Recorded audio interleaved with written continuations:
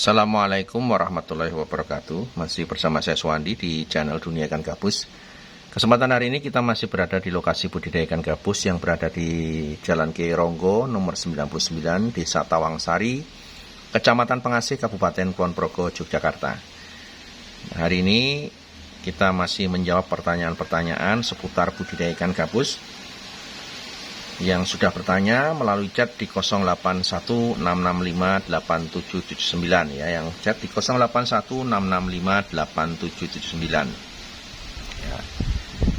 Jadi teman-teman yang sudah chat belum saya jawab, sabar ya, nanti pasti saya akan menjawab semua pertanyaan yang masuk ke WA saya. Jadi ya mending langsung ke WA saya saja. Jadi kalau teman-teman yang bertanya di kolom komentar YouTube ya, di komentar-komentar kadang sampai bertumpuk-tumpuk berbulan-bulan belum saya jawab. Ya mohon maaf sekali ya, mungkin saya tetap akan berusaha saya pilah-pilah satu persatu, nanti pada saat saya senggang saya longgar. Ya karena lebih banyak saya akan sering keluar kota, perjalanan harus nyetir 7 jam, 6 jam, 5 jam. Ya mungkin Bapak ada yang WA pagi, malam belum saya jawab ya kan. Bahkan jawabnya besok pagi ya, jelas saya jawab besok pagi karena nanti pada saat saya berhenti ke lokasi sampai tempat baru istirahat baru saya jawab ya. Oke, yang penting semuanya bisa mendapatkan solusi minimal ya, dan itu yang saya sampaikan berdasarkan pengalaman saya selama budidaya ikan gabus kurang lebih sekitar hampir 16 tahun ini ya. Oke, pertanyaan yang pertama dari Bapak Bambang yang ada di Purwokerto. Assalamualaikum warahmatullahi wabarakatuh ya. Waalaikumsalam warahmatullahi wabarakatuh. Salam sukses Pak Suwandi, saya Bambang dari Purwokerto. Hari ini mau menanyakan tentang pembesaran ikan gabus dengan media akuarium. Apakah pembesaran ikan gabus dengan media akuarium bisa dilakukan Pak Suwandi, dan apakah Pak Suwandi pernah mencobanya? Ya. Kemudian pertanyaan yang kedua, untuk mengajari ikan gabus makan daging, langkah-langkah apa yang harus dilakukan?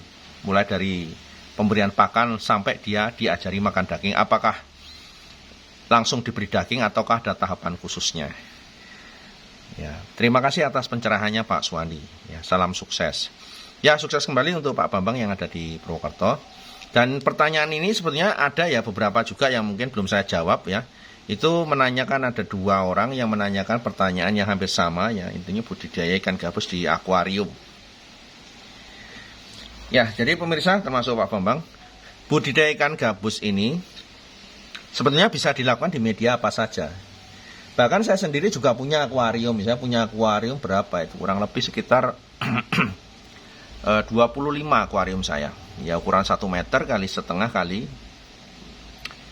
setengah, 1 meter setengah kali setengah. Ya. Nah ini saya gunakan untuk pembibitan juga ya. Saya gunakan untuk pembibitan, kemudian saya juga gunakan untuk, nah ini salah satu contoh ya adalah beberapa kali saya melakukan pembesaran juga untuk menguji coba ya seberapa besar ikan itu berada di akuarium. Nah yang pertama saya katakan untuk pembesaran di akuarium itu bisa Pak. Hanya saja memang populasinya Pak ya. Kalau di sini saya lihat, pemirsa lihat yang ada di depan saya ini akuarium ukuran 1 kali setengah kali setengah. Nah ini saya isi nggak saya hitung berapa jumlahnya. Ya kalau 50 ya lebih ini. Nah ini sejak umur 2 minggu sudah saya masukkan ke dalam akuarium. Kemudian ini sudah hampir 1 bulan ya, hampir 1 bulan ya. Belum ada 1 bulan, sudah hampir 1 bulan. Dan ini sudah ukurannya ya udah 5-6 cm ya kurang lebihnya. Bahkan ada yang 6 dan 7-8 beberapa ekor yang besar-besar. Jadi intinya pembesaran di akuarium itu bisa dilakukan saja, tetapi memang populasinya sedikit. Nah, karena di akuarium ini tidak ada sinar matahari, ya memang usahakan tempat akuarium ini ditaruh yang memang ada sinarnya, ada sinar mataharinya. Ini kalau malam dipasang lampu ya, bisa dipasang lampu pijar ya, biar tidak terlalu dingin.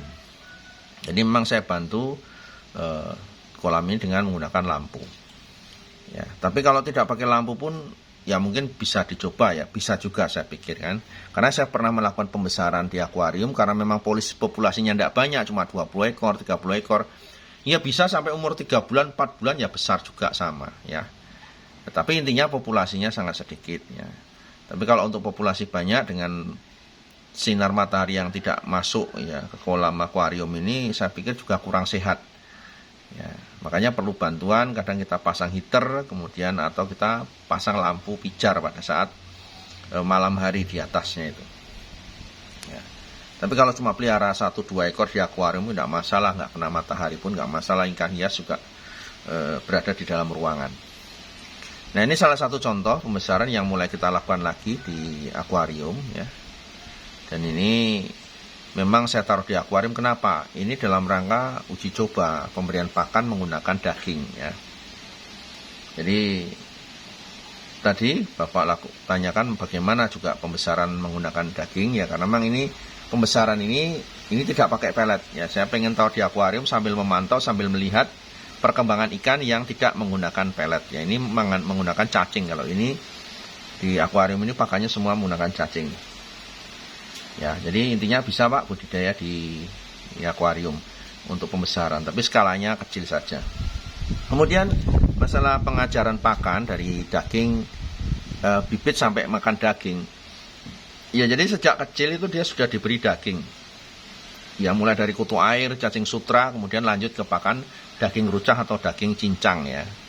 Bisa dilakukan. Nah, kalau di sini cara mengajari ikan dari kecil sudah besar nanti makan daging itu bukan diajari pelet dulu. Jadi memang langsung dari kecil itu menggunakan daging ya. Kalau di sini menggunakan cacing sutra. Jadi sejak umur 10 hari sejak lepas kutu air itu tidak langsung masuk ke PF 500, tetapi menggunakan pakan berupa cacing sutra. Ya, jadi seperti ini pemirsa, ini pakannya cacing sutra.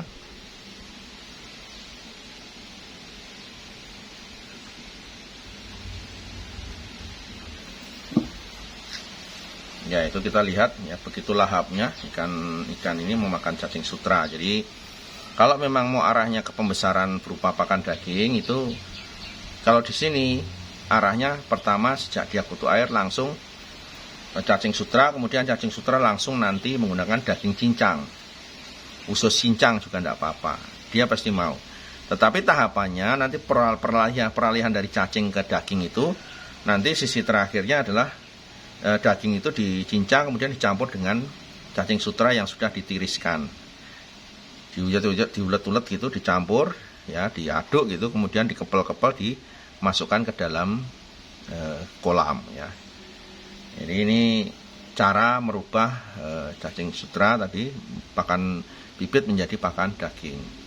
Jadi jangan sampai kita mengajari ikan itu dikasih pelet dulu kemudian bersih daging, itu resiko ikan yang tidak mau makan sangat besar. Nah, ini contoh pakan yang menggunakan cacing.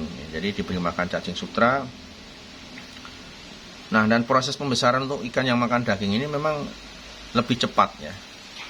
Jadi contoh ikan yang ada di akuarium ini belum ada 1 bulan, tetapi dia sudah ukurannya ya antara 5, 6, 7 ya. 5, 6, 7 cm. Belum ada 1 bulan. Dan ini pakannya menggunakan cacing. Nah, nanti setelah cacing ini saya akan berikan berupa usus potong-potong ya. Dimana di video saya sebelumnya juga saya pernah mengupload video ya pemberian pakan gabus menggunakan usus ya. Jadi pemirsa, itu jawaban dari saya untuk Pak Bambang tadi. Jadi intinya pembesaran di akuarium itu bisa dilakukan, tapi memang skalanya tidak besar. Nah, di sini sisi positifnya adalah karena saya senang ikan, ini saya juga bisa menjadikan hiburan ya. Walaupun ikan astriata itu tidak berwarna ya, tapi asik melihat dia makan gitu kan, sebagai hiburan kita. Dan kita bisa juga menganalisa berapa atau umurnya ini nanti pada saat usia 2 bulan berapa senti, 3 bulan berapa senti, sebuah ilmu ya. Karena saya suka meneliti, saya suka menghitung, saya suka melihat perkembangan ikan dengan pakan yang berbeda-beda. Nah, dengan akuarium ini saya juga bisa melihat langsung pertumbuhan ikan itu sebesar apa. Kalau di kolam kan saya nggak bisa lihat, makanya di sini skupnya cuma kecil sebagai tempat untuk penelitian saja. Seberapa besar pertumbuhan, seberapa cepat pertumbuhan ikan gabus dengan media akuarium dan pakan berupa daging ya. Oke, sukses terus buat teman-teman semua dan salam dunia ikan gabus ya. Dengan saya Suwandi, kita masih akan menjawab pertanyaan-pertanyaan seputar masalah ikan gabus.